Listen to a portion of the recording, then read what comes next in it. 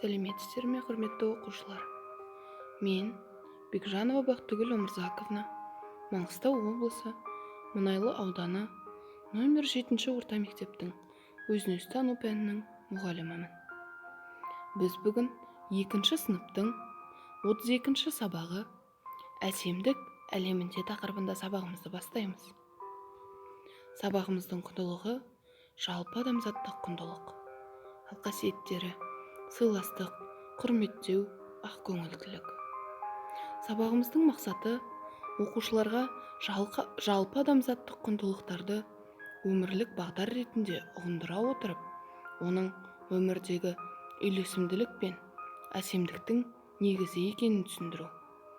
Оқушыларға өмірдегі үйлесімділік пен әсемдіктің мәнін жалпы адамзаттық құндылықтарымен байланыстыра отырып түсіндіру. Оқушыларды дұрыс ой, жақсы сөз, жақсы іс жасау дағдыларына дамыту. Оқушыларды қоршаған ортаны құрметтей отырып, сыйластыққа, ақкөңілділікке тәрбиелеу. Ендеше балалар, сабағымызды 5-ті ережесімен бастайық. Сабағымызда тәртіпті болып, талапты болып, тыныштықты сақтап, тазалықты орнатып, татулықта отыратын болсақ, сабағымыз ойдағыдай өтеді балалар. Ендеше жағымды көңіл күйге келейік. Балалар, жағымды көңіл күйге келеміз. Тыныс алуға зейін қоямыз. Сіздерден аяқ қолдарыңызды айқастырмай түзу отыруыңызды өтінемін. Біз қазір тыныс алу жаттығуын жасаймыз. Тыныс алуға зейін қойған кезде біз тынығамыз. Ауаны ішке жұту кезінде тыныштық пен қуанышты қабылдаймыз. Демді сыртқа шығарған кезде өзіміздегі мазасыздықты сыртқа шығарамыз. Кәне дайындалайық балалар. Көзімізді жұмамыз, арқамызды тіктейміз, қолдарымды тізеге қоюға болады. Тынысты ішке тартамыз, тынысты сыртқа шығарамыз. Осылай 9-10 рет жаттығу жасаймыз балалар. Жарайсыздар балалар.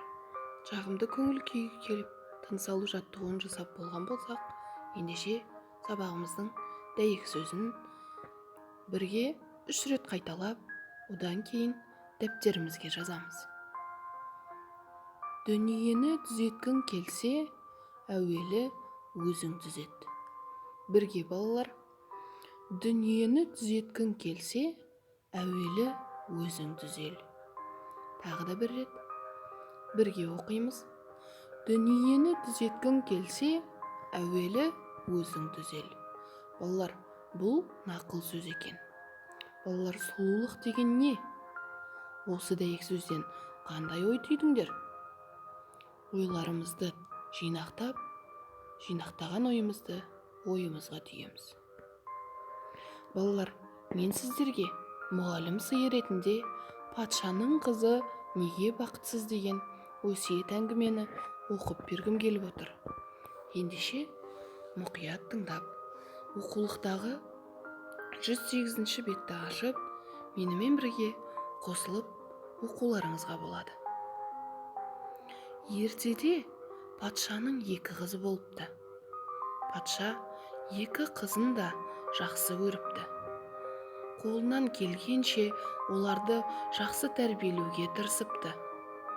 Дегенмен де 2 қыз өсе келе мінездері өзгере бастапты. Бір күні білімді бір адам патшаға қонаққа келіпті. Патшаның көңілсіз түрін көріп, себебін сұрапты. Патша: сұрама, күлмейтін бір қызым бар, не болғанын ешкім білмейді дейді. Патшам, рұқсат етсең, сарайыңызға қонақ болайын. Мүмкін қызыңыздың қайғысының себебін табармын дейді жолаушы. Патша қуана рұқсат етіпті. Сол күннен бастап саяхатшы екі қызды патша рұқсатымен жасырын аңдый бастайды. Қараса, екеуі түнде жатар алдында жастықтарының астына бір дәптер шығарып, бір нәрселер жазып, таңертең жазғандарын оқып, орындарынан тұрады екен.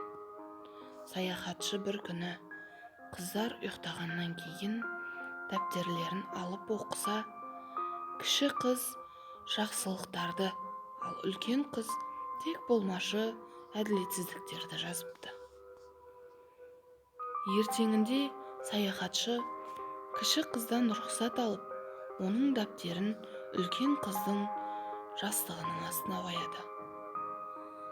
Таң атысымен патшаның үлкен қызы жастық астынан дәптерді алып оқыпты.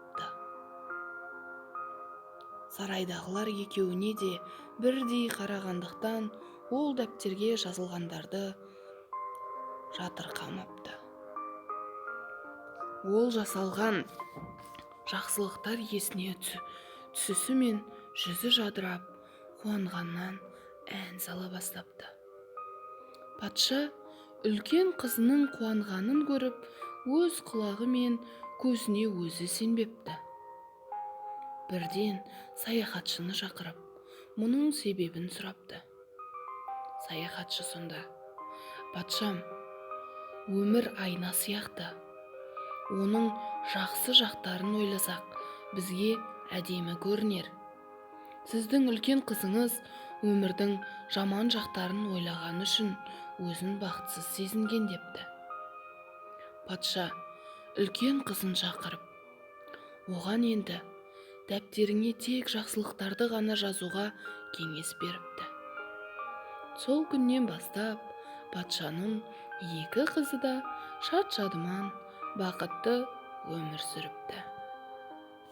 Балалар, өсиет әңгіме ұнады ма? Осы өсиет әңгіме бойынша сіздерге сұрақтар қойғым келіп отыр. Кіші қыздың бақытының сыры неде екен? Мәтіндегі өмір айна сияқты деген ойды қалай түсінесіңдер? Үлкен қызға қандай құндылықтар мен қасиеттер тілер едіңдер? Өмірде не іздесең соны табасың дегенге сенесіңдер ме? Және балалар, не үшін сенесіңдер? Өзің өмірден көбінесе қандай қасиеттерді, жағдайларды іздейсің?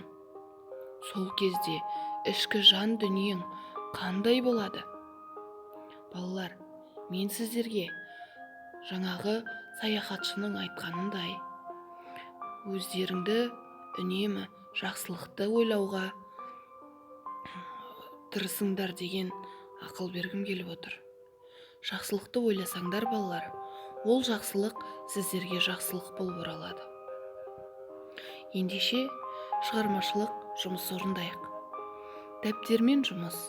110 беттегі 4 тапсырманы орындау. 4 тапсырмада суреттерге қараңдар, балалардың іс-әрекеттерін талқылаңдар. Олардың әрекеті дұрыс болу үшін қандай кеңес берер едіңдер? Сол кеңестерді дәптерлеріңе жазыңдар, балалар. Ендеше балалар, сабағымыз аяқталуға да аз қалды. Ендеше топпен ән айтайық. Әрқашан күн сөнбесін. Өлеңін жазған Лев Ошанин, әнін жазған Александр Островский. Қазақ тіліне аударған Ізтай Мамбетов, Қабдыкәрім Ыдырысов екен. Бірге ән айтамыз. Қашан